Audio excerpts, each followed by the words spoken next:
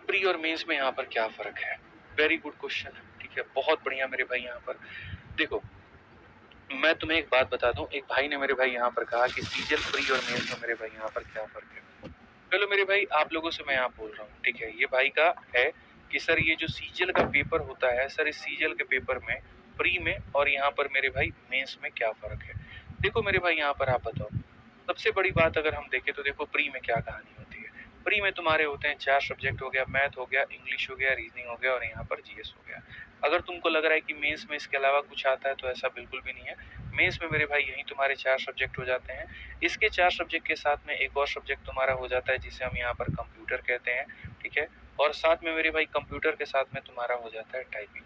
अब मैं तुम्हें मजे की बात बताता हूँ, ठीक है? प्री में जब तुम्हारे क्वेश्चंस होते हैं तो सभी के मेरे भाई कितने-कितने क्वेश्चंस आते हैं? सारे के सारे 25 क्वेश्चन आते हैं। 25 इसके आ गए, 25 इसके आ गए, 25 इसके आ गए, 25 इसके आ गए। कुल मिलाकर के सवाल तुम्हारे हो जाते हैं मेरे भाई 100 सवाल। और अगर हम नंबर की बात करें मेरे भाई यहाँ पर तो 200 नंबर का पेपर हो जाता है। 200 मार्क्स हो जाता है यहाँ पे, ठीक है? यहाँ पर हर सवाल के 2 नंबर तुम्हारे होते हैं। नेगेटिव मार्किंग की बात करें यहाँ पर तो 0.25 तुम्हारा नेगेटिव मार्किंग होता है, ठीक? 1/4 भी 0.25 कह सकते हैं मेरे भाई 0.5 1/4 तो 2 का 1/4 मेरे भाई 0.5 होता है। तो यहाँ पर ये 1/4 सीधा-सीधा कह लो कि सर 1/4 तो जो है यहाँ पर ये नेगेटिव मार्किंग है। 1/4 यहाँ पर क्या नेगेटिव मार्किंग है, ये कह सकते हो। इसमें मेरे से ये भी पूछोगे प्री क्वालीफाई करने के लिए कट ऑफ कितना चाहिए, तो पिछली बार जो कट ऑफ है वो 160 नंबर गई हुई थी जनरल कैटेगरी की और बाकी अलग-अलग कैटेगरी की कम जाती है। अब उसके बाद अगर हम बात करें मेंस को लेकर के, मेंस में मेरे भाई यहाँ पर क्या होता है, मैथ के आपके आते हैं 30 सवाल और आपके यहाँ पर जो है रीजनिंग के आते हैं।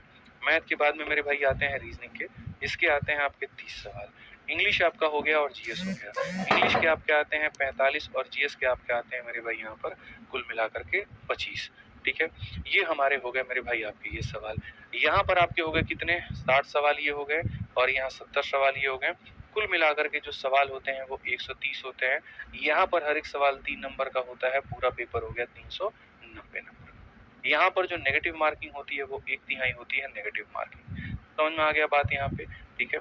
अब उसके बाद बोलोगे सर यहाँ पर और क्या है, कंप्यूटर का क्या केस है?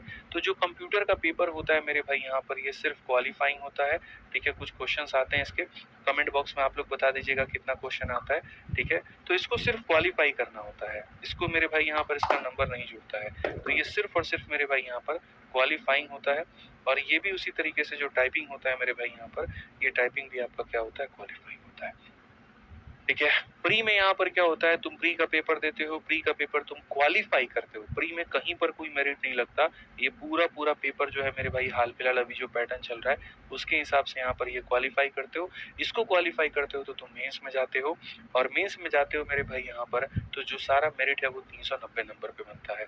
अगर तुम्हें यहाँ पर ये पता करना कि सर मुझे एमईए में जाने के लिए कितना नंबर चाहिए, पिछली बार मेरे भाई एमईए की जहाँ तक मुझे याद है 353 नंबर की कट ऑफ गई थी जनरल कैटेगरी की। हालांकि नॉर्मलाइजेशन होता है जिसके कारण मार्क्स बढ़ जाते हैं, बट लगभग अगर तुम्हें एमईए लेना है 353 नंबर जनरल से, ओबीसी वालों का थोड़ा इससे कम और ईडब्ल्यूएस वालों का और कम होता है। अगर तुम्हें मेरे भाई यहाँ पर जैसे इनकम टैक्स इंस्पेक्टर बनना है तो इसी तरीके से मैंने पूरी एक हेल्प बुक भी बना रखी है जो हमारा मेन टेलीग्राम है। अगर